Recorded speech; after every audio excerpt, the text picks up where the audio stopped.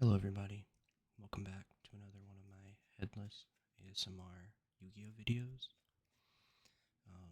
It's definitely been a while since I've recorded anything, and I'm kind of playing a new deck now, so I figured I might as well just hop on and record a quick video. I wouldn't say this is like the best deck in the game right now, but it's definitely a good one.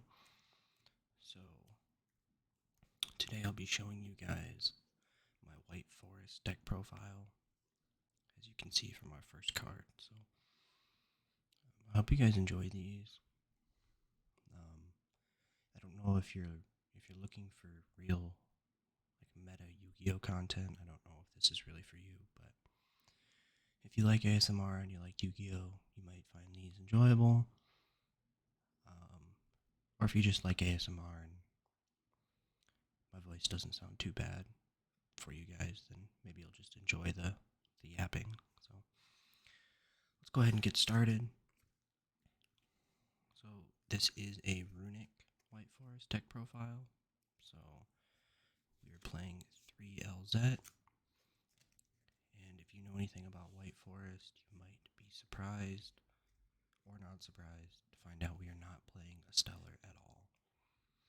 I do own a copy of her, but it just doesn't feel like she fits in with the Runicks very well.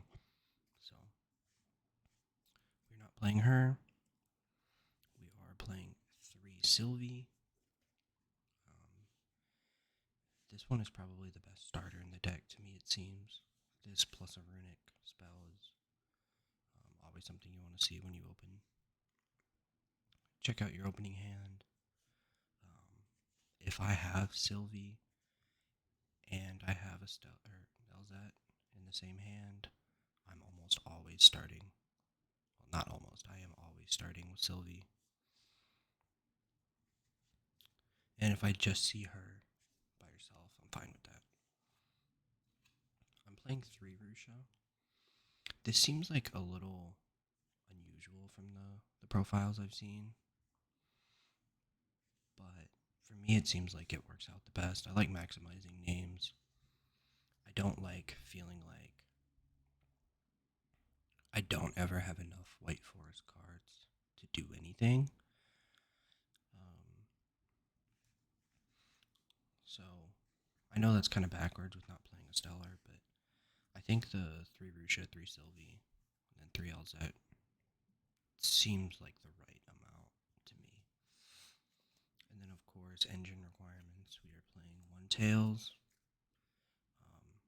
It's not the best card in the deck, but it gets the job done pretty good. So sometimes it's useful for extending, sometimes it's useful for actually needing it to make a play. And it's searchable, so if you ever need it, you can get to it. Of course, we were playing 1 Woes. Really considering playing more of this card. I think this card is really good. Just lets you go into synchro plays on your opponent's turn. Even if you can't get to Diabell, the big one, the big synchro that lets you synchro or special synchro monsters on your opponent's turn, you can still do it with this. And I really like this card. So that is it for the White Forest cards. Let's put it right about there.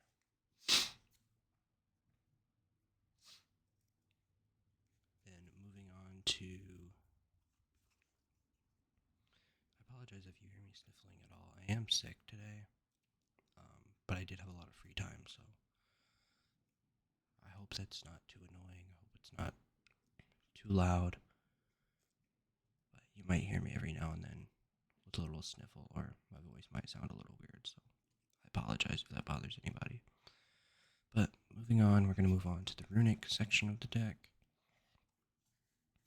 Of course, we are playing 2 Fountain. It's not a Runick deck without Fountain. Best Runick card in the deck. If you can get to this, you always want to.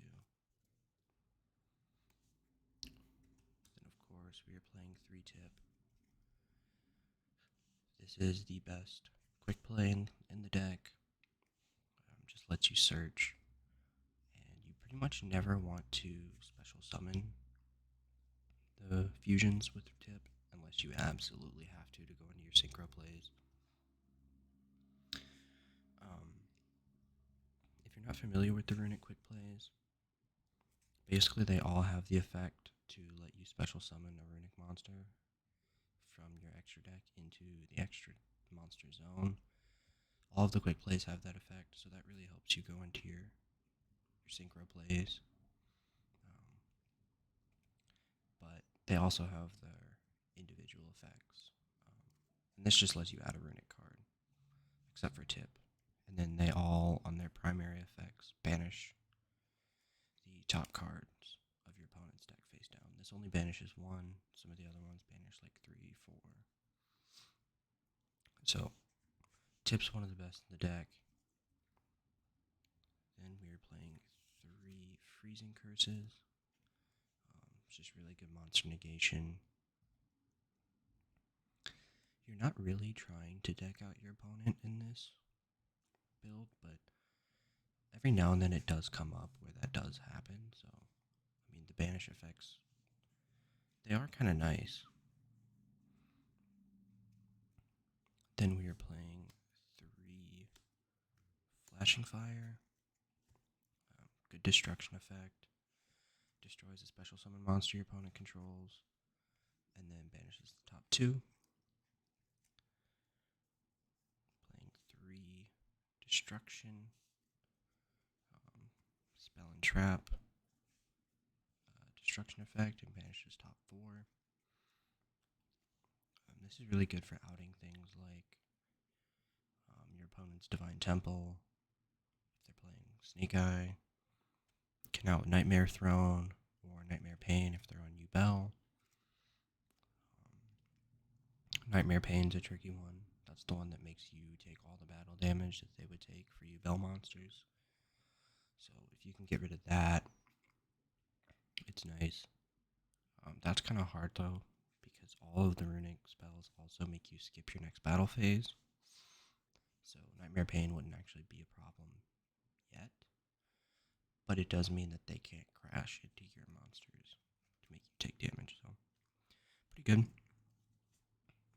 Then we are playing 3 Runick Slumber.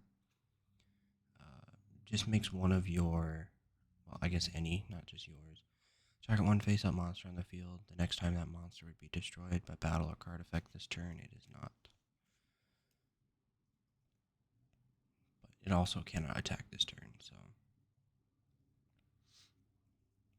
it's a pretty, it comes up sometimes. It's not super frequent.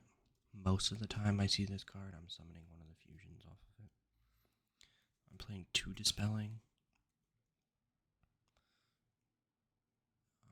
Basically, if your opponent adds a card from their deck to their hand, besides during the draw phase, you discard 1 random card from their hand and banish top 2.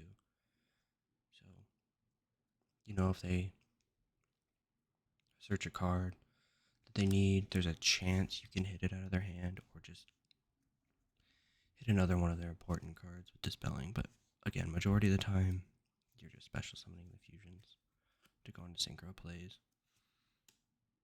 Then we're playing 1 Smiting Storm. Banish cards from the top of your opponent's deck up to the number of cards they control. If you do get stuck going second and your opponent ends on a really good board with, 8 cards on the field, this one's not horrible. You can kind of take some of the cards out of their deck for follow-up that they might need, so it's not the worst. Now for non-engine, that is it for Runicks. For non-engine, the White Forest monsters pretty much always require you to discard spell or traps for their effects. So you want your non-engine to generally be spell or traps. Rusha, if you discard a spell or trap, you can draw 1. Sylvie, you normal summon her or special summon her. add.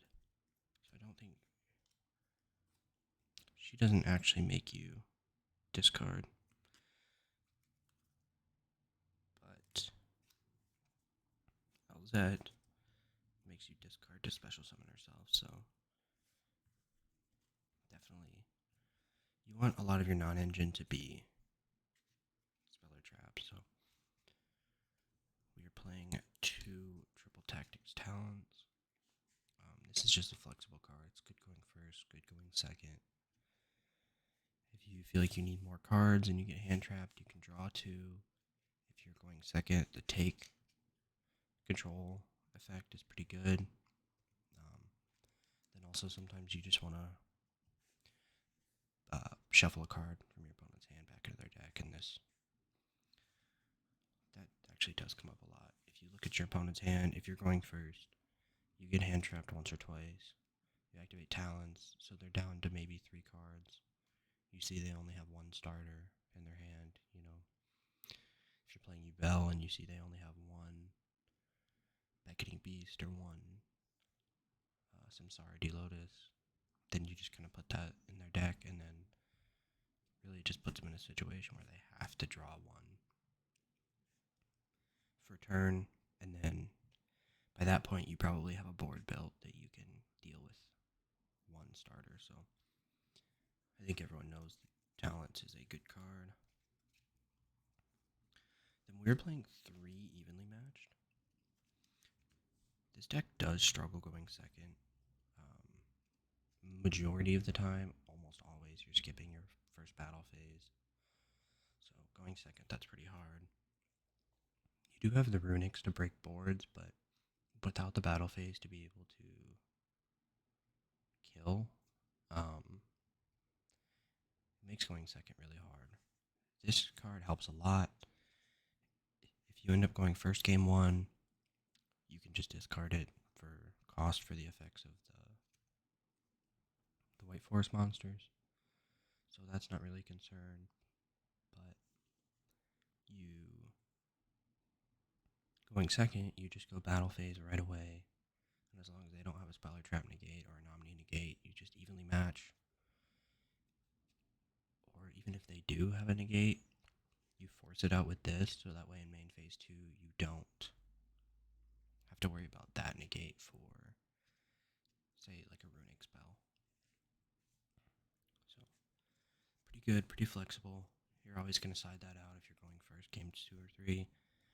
And then I think this is where my build varies a little bit from most White Forest. It's not too much, but I'm playing 2 Foolish Burial Goods. This card is good. I'm not really sure if I'm sold on it yet, but it gets important Speller Traps in the grave, and I'm playing 2 targets. I am playing 1 Black Goat Laughs, and I am playing 1 Skill Drain. So obviously going first, Skill Drain is very, very good. So the reasoning behind these choices are, if you draw either of them, or if you draw either of these and you don't need them, you send them as cost to activate White Forest cards. If you can play without using them, you just activate the Foolish Burial Goods and send 1 of these 2. So if I'm going first and I draw Skill Drain, and I can do this, I send this from deck. So this is another layer of disruption on my opponent's turn in the grave. If I'm going second, I can Foolish Burial Goods, send this to help break a board. Or if I see this, it's an easy discard because it gives me interaction in the grave. Then Diabelle, the big White Forest monster, has an effect that when she is synchro summoned, you can add 1 Speller Trap from your grave back to your hand. So if you draw Skill Drain, you can send it as cost, and once you synchro summon into the big level 8, you just activate her effect and add Skill Drain back. That play almost always wins the game. Or if you don't draw Skill Drain, but you draw one of these, you just send it. So I think this little 4-card package works pretty good.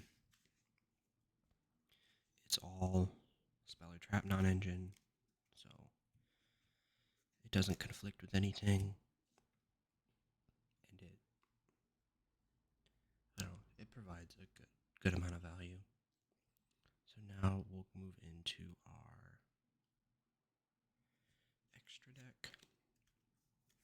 Of course, we're playing one Diabell, one Silvera, and then one Arcelia. So these are the White Forest synchros. I'm playing one of each because both Sylvie, let me grab them, both Sylvie and Rusha have the effect that if they're in the graveyard, you can quick effect target one of these in your graveyard and put them back into your extra deck and special summon these, but they can't activate their effects. So you're always recycling these, so there's no reason to play more than just one copy apiece. So this is the really good one. If you can get to her, it's almost always the right play. This is the one that adds a Speller Trap back, and then on your opponent's turn, you can synchro summon if they've activated an effect. So this one's really good. Silvera is the one that Book of Moons all of your opponent's monsters. When it's special summon, so sometimes you're going from Diabell, activate this effect, special Silvera, book all their stuff face down. Sometimes that just ends turns. Arcelia is probably the worst out of them. She's kind of played as an extender, so you have to discard. When she's special summoned, you discard a Speller Trap, and then I'm gonna have to read her. It's been a minute since I've used it.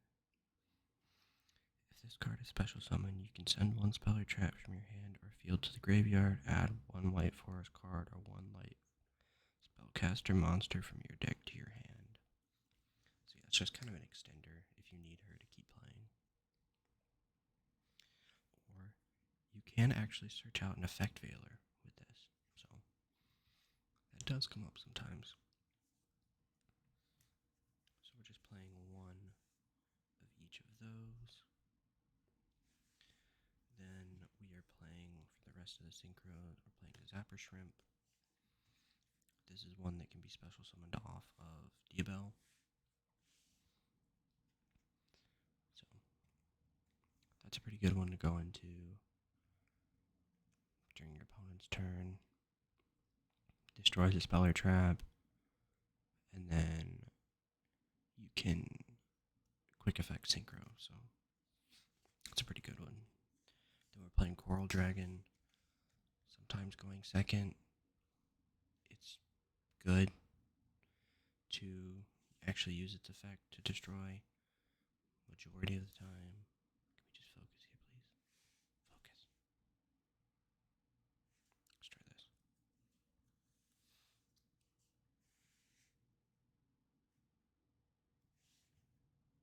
Okay, well, it doesn't want to focus, so I'll do my best here to go quick. So Coral Dragon, sometimes going second, its destruction effect comes up. A lot of times I just make it going first to draw another card to either keep playing or have another interruption. Tri-Edge Master, another Synchro 6. If you notice, a lot of these are Synchro 6s or 8s or 10s. Because you just, in this deck, you just pump out Synchro 6s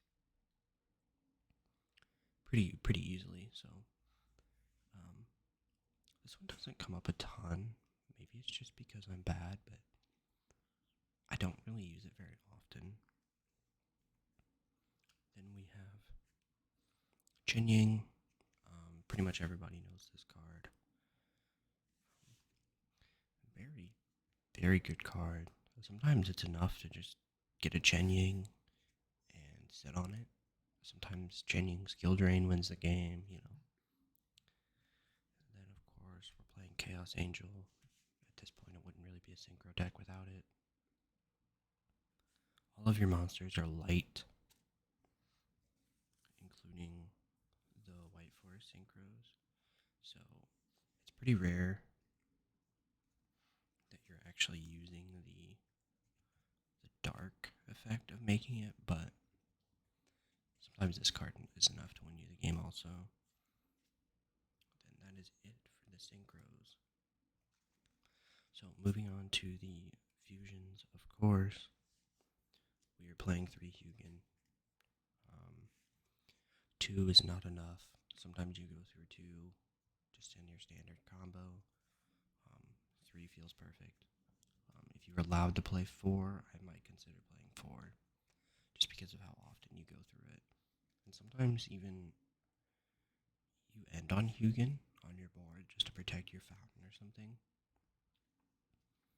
Not the worst idea. So then we're playing 2 Gary. I feel like 2 is enough. I probably wouldn't play any more. I probably wouldn't play any less. So yeah, I think these are correct. The 5 Runicks.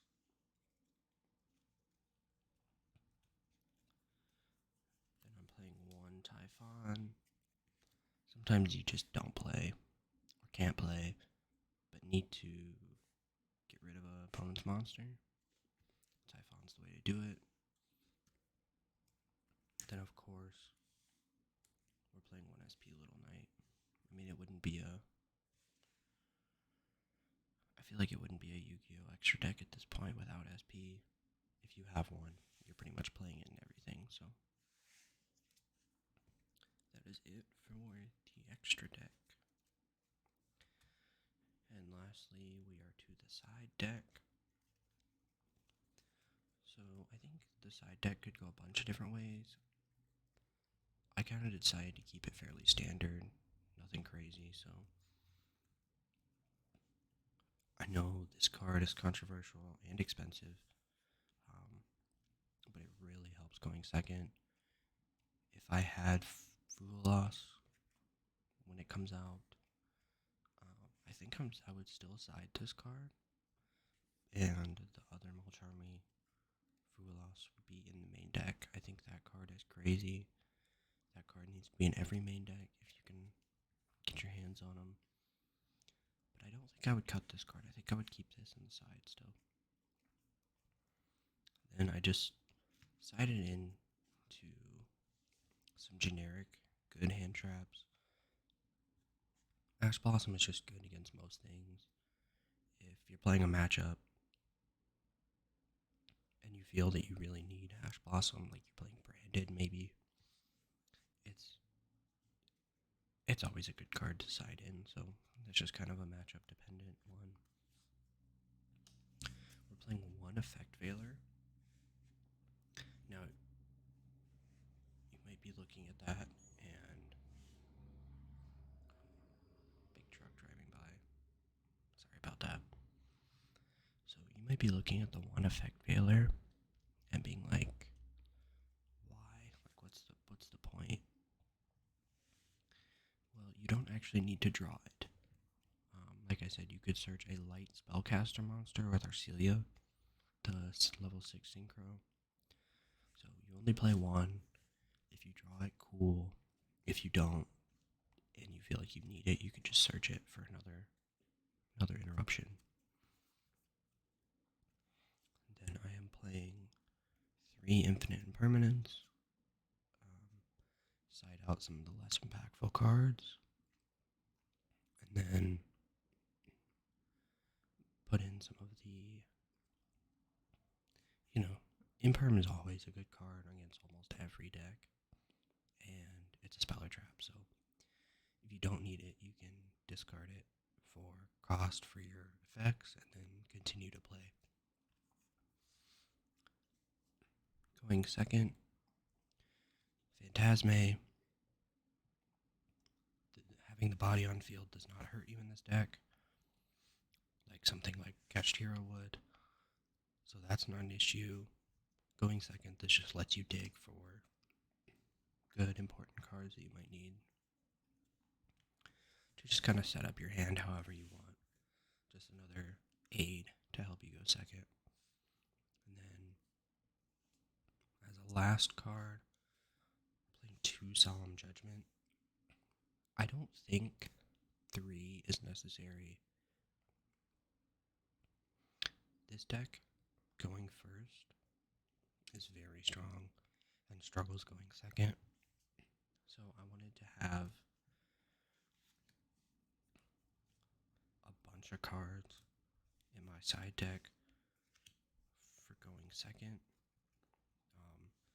So going second, these 6 are always coming in.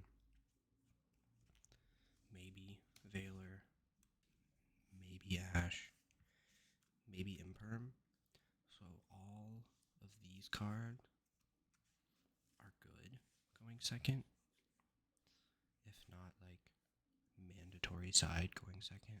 This one you're never siding going second, but the deck's strong enough going first that you don't really need to side much in. You could side in Imperms, you could side in Ash. So those are pretty flexible, but I feel like 2 slots is pretty good. I had an extra 2 slots, extra 3, and then I decided to put the Veiler in instead. So here we are. I settled on 2 Judgment. It's a good card. It's never a bad card. It definitely helps when you're going first. And like I said, it's a speller trap, so you can discard it whenever. So that is my White Forest deck profile. Thank you guys for watching. I hope you enjoyed it. If you enjoy Yu-Gi-Oh, I hope it was, educational or just entertaining. If you don't, then I hope that the ASMR was not bad. I hope it was, good enough. And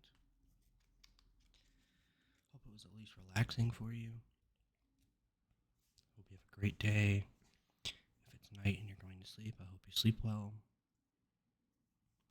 Thank you guys for watching.